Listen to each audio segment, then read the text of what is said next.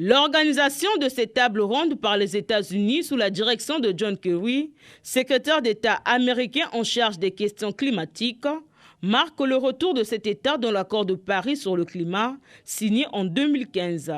À travers cette rencontre virtuelle à laquelle prennent part un certain nombre de pays triés sur le volet, les États-Unis entendent renforcer les efforts collectifs pour faire face à la crise climatique. Représentant le Congo à ses assises, la ministre du Tourisme et de l'Environnement, Arlette Soudonono, a fait une brève présentation de l'état des lieux de l'impact néfaste du changement climatique en République du Congo. Les pays en développement ne produisent que 1% des gaz à effet de serre mondiaux, mais en sont les premières victimes directes. La vie de 120 millions de personnes en situation d'extrême pauvreté est à la merci des calamités climatiques. Ici, en République du Congo, en 2019, 170 000 personnes ont été frappées par les inondations. Elles ont tout perdu. En 2020, les chiffres ont été encore plus critiques. Ici, les faits sont durs, les faits sont injustes, mais ils incarnent notre réalité. Déterminé à sauver la planète, il était plus que nécessaire pour les nombreux chefs d'État de mutualiser les efforts afin de protéger l'humanité. C'est dans ce sens que le chef de l'État congolais, Denis Sassou Nguesso, véritable défenseur de l'environnement, a mis en place le Fonds bleu pour le bassin du Congo, un outil de préservation de la nature et de lutte contre le changement climatique. En 2016, à Marrakech, vous étiez parmi nous, Excellence Kerry, lors du sommet des chefs d'État africains. Son Excellence Denis Sassou Nguesso, président de la République du Congo et chef de l'État, sur proposition de Sa Majesté Mohamed VI, roi du Maroc, a relevé le défi du 3e millénaire en portant le Fonds bleu pour le bassin du Congo.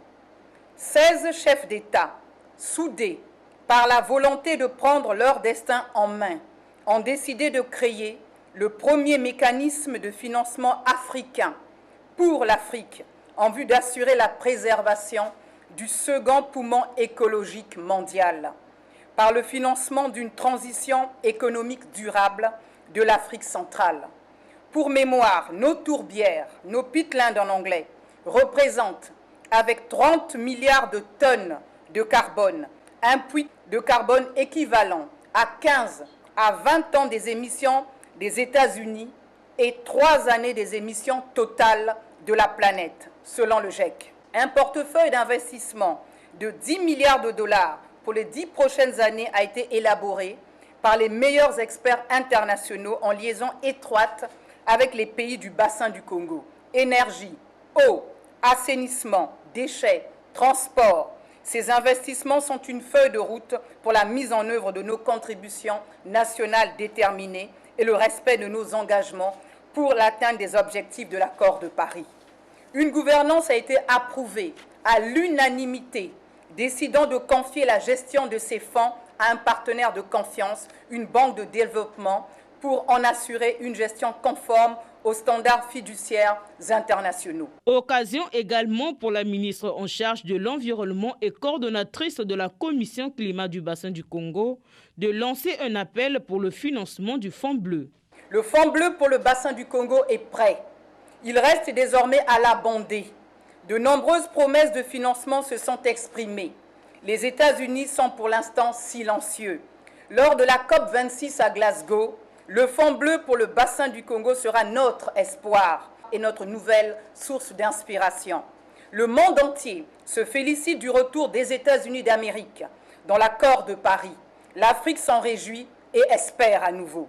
Excellence Kerry, si vous voulez frapper fort contre le changement climatique en Afrique et réaffirmer le rôle moteur des États-Unis dans cette mobilisation mondiale, aidez-nous à protéger les immenses puits de carbone que constituent les forêts et les tourbières du bassin du Congo. Il aura fallu des millénaires pour créer les forêts d'Afrique centrale. Seuls 100 ans suffiront à les anéantir selon les experts du GIEC, si nous n'interrompons pas le processus de destruction déjà engagé. La population en Afrique devrait atteindre 2 milliards dans moins de 37 et dans 86 ans, 3 naissances sur 4 se produiront sur le continent. Là est notre enjeu. Comme l'a dit le président Denis Sassou Nguesso, une partie essentielle de l'oxygène du monde est africain. Aidez-nous à le préserver. Aidez-nous à vous aider. Devenez, Excellence John Kerry, les premiers contributeurs du Fonds bleu pour le bassin du Congo, second poumon écologique de la planète. Là est votre défi. La tenue de cette table ronde sur le climat s'inscrit dans le cadre des préparatifs de la COP26 qui se tiendra en novembre prochain à Glasgow, en Écosse, au Royaume-Uni.